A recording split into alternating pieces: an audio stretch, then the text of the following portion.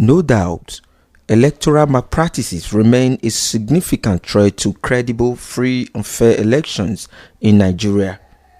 It is also a decisive deterrent through efficient criminal prosecutions in the strategy for defecting electoral offenders.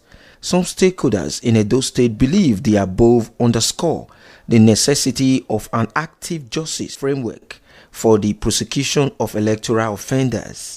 In this light, I find the recent elections offences bill being passed by the Nigerian Senate as a step in the right direction to be able to provide for us some kind of guidance on how we can ensure that these election days violence, election day shenanigans do not reoccur.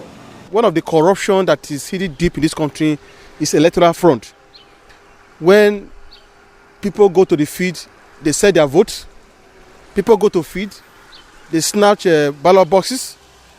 A lot of this going on. People sell their votes. They kill the field.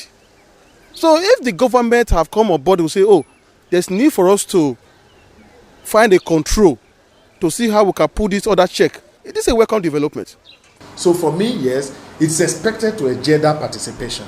It's expected to ensure that people have the liberty, the freeness, the security at heart that, well, if I go to do this or that in terms of voting, then I'm not going to have any problem or be harmed in that respect. I'm sure that is why these laws are being pushed, first of all, for the goodness of the people of the electorate. And so I think the electorate at the moment must perceive these ones as it were, as matters put to ensure that they have a peaceful atmosphere when it is time for elections.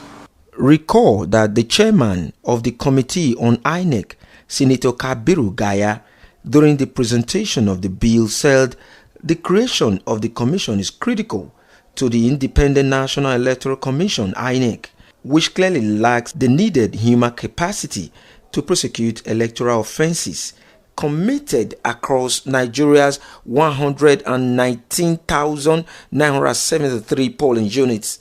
However, on the passage of the hate speech bill, they share their views. Yes, I agree with you. Ordinarily, campaigns should not attract hate speeches and all of that. Yes, if concretely that is what the Senate is looking at.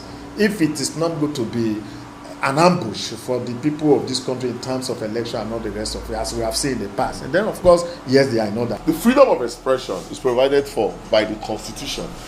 You cannot curb that freedom by a legislation that is less than the Constitution.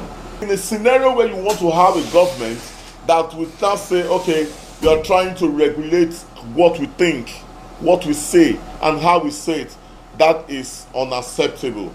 But the situation whereby you feel that you are making some economic policies that you feel that are not favorable to the masses, and you want to shut them down, not to say something, I do not subscribe to that.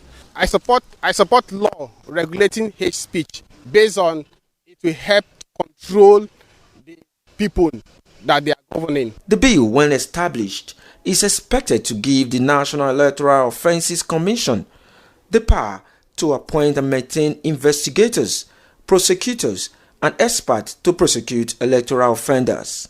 This, however, remains critical in ensuring a decrease in the level of electoral impunity, as well as reversal in the persistent trends of electoral offences. Eben Inasco, Silverbird News 24 Benin.